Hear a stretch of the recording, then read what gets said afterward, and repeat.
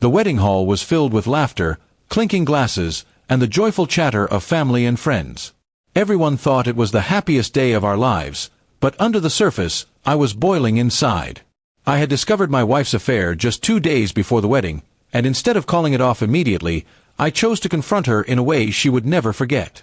She looked radiant in her white dress, smiling at me as if nothing had happened, as if she hadn't been sneaking around with another man.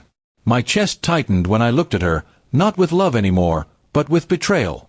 I kept my composure, smiling for the cameras, waiting for the right moment to reveal the truth. The time came when the host handed me the microphone for my wedding speech. Everyone expected me to praise my new wife, to speak of our love story, but I had other plans. I glanced around at the tables, her parents, my family, friends, and co-workers, all eagerly waiting. I cleared my throat, and instead of a toast, I began with, "Before I speak about love, I want to speak about honesty." Her smile faltered slightly, but she quickly forced it back on, thinking I was just nervous. I continued, "Marriage is about trust. But what happens when trust is already broken before it even begins?" The room grew quieter. She looked at me with wide eyes now, her hand tightening around her glass. I pulled out my phone and held it up. "I want everyone here to see the truth." While we were preparing for this wedding, while I was planning our future, she was busy sharing her time with someone else. Gasps erupted from the crowd as I played a video of her walking into a hotel with another man. Some guests covered their mouths, others stared at her in shock. Her face turned pale and she stood up, whispering harshly, "Stop this right now!" But I didn't stop. I looked directly at her and said, "No, you stop lying. You stop pretending. You made me look like a fool, but today, you'll be the one exposed." The room was silent except for the audio of her laughing with him in the background. I stopped the video and let the silence linger.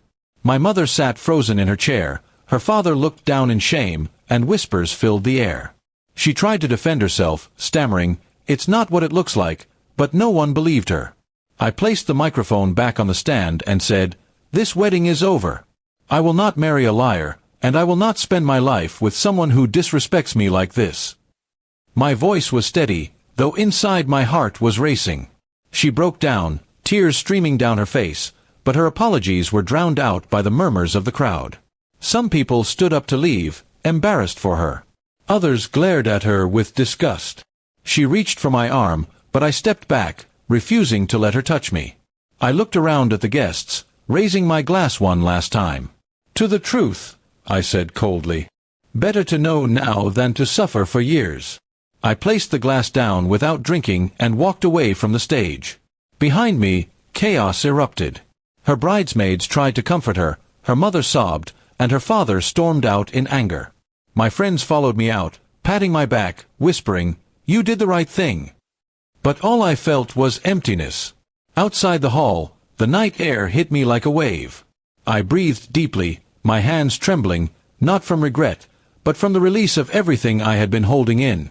I had chosen dignity over humiliation, and though my heart ached, I knew I was free. That night, I didn't just walk away from a wedding. I walked away from betrayal, from lies, from a future that was already broken. And in the silence of the night, I promised myself that I would never let anyone make a fool of me again.